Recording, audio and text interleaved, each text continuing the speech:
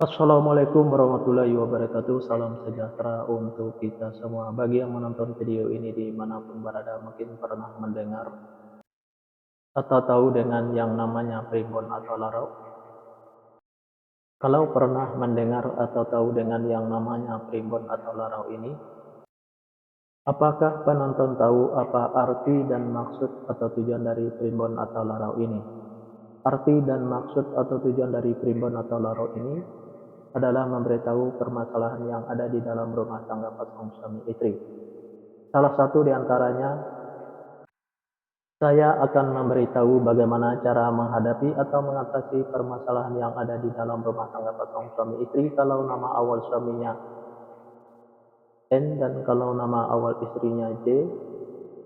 Dan saya juga akan memberitahu bagaimana karakter atau sifat anak pasangan suami istri kalau nama awal suaminya N dan kalau nama awal istrinya J ini, dan bagaimana juga cara mendidik anak pasangan suami istri ini dan cara menghindari pertengkaran antara pasangan suami istri ini dan usaha pasangan suami istri ini. Nah, tonton video ini sampai selesai.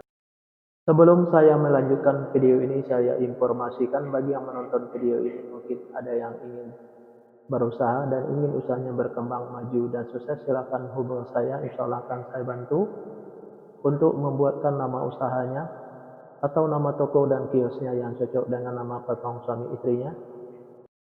Insya Allah usahanya pasti berkembang maju dan sukses. Nomor WA saya ada di profil.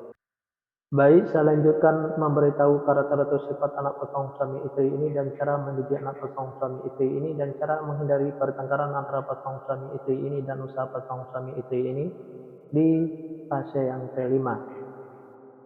Di fase yang kelima ini, pasangan suami istri ini kalau punya anak-anak pasangan suami istri ini anaknya laki-laki. Kalau seandainya anaknya perempuan, anaknya pemberani, pintar, dan cerdas. Karakter atau sifat anak pasangan suami istri ini seperti pemimpin, baik anaknya perempuan atau laki-laki. Mendidik anak pasangan suami istri ini tak perlu marah-marah apalagi sampai naik darah. Cukup dengan logika dan masuk akal saja. Insya Allah apa yang disampaikan anaknya akan menerima, baik anaknya perempuan atau laki-laki. Pasangan suami istri ini gampang tersinggung baik suaminya maupun istrinya. Untuk menghindari pertengkaran antara pasangan suami istri ini, kalau suaminya lagi marah-marah jangan diladeni, dan kalau lagi emosi jangan ikutin emosinya. Dan kalau istrinya juga lagi marah-marah jangan diladeni, dan kalau lagi emosi jangan ikutin emosinya. Pasangan suami istri ini banyak godaannya di luar, salah satu di antaranya kalau suaminya itu perempuan, kalau istrinya itu laki-laki. Biar suaminya tidak tergoda di luar, servislah suaminya dengan semaksimal mungkin dari A sampai Z.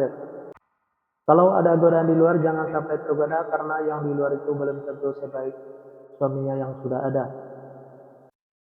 Dan biar istrinya juga tidak tergoda di luar, sayangilah istrinya dengan semaksimal mungkin dari A sampai Z.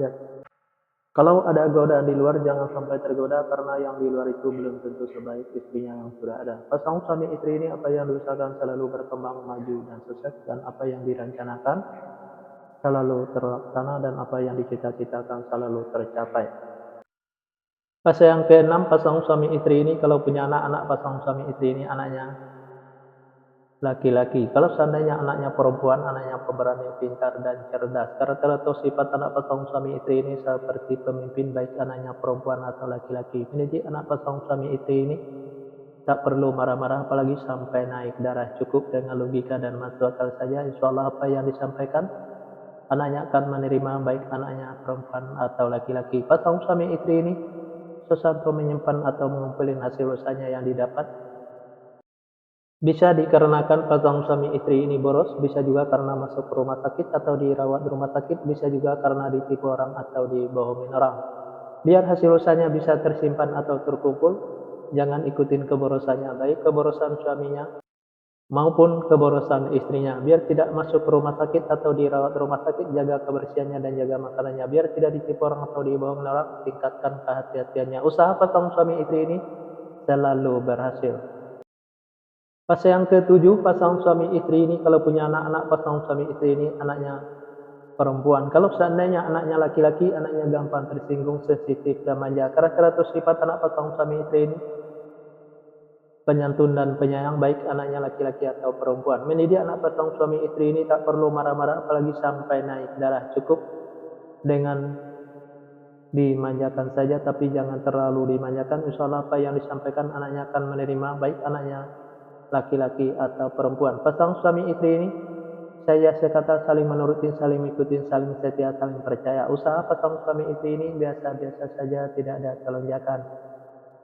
Di episode yang kedua ini atau episode yang terakhir ini, yang menonton video ini mungkin ada yang ingin tahu karakter atau sifat anak pasangan suami istri dan cara mendidik anak pasangan suami istri dan cara menghindari pertengkaran antara pasangan suami istri dan usaha pasangan suami istri kalau nama awal suaminya J dan kalau nama awal istrinya N.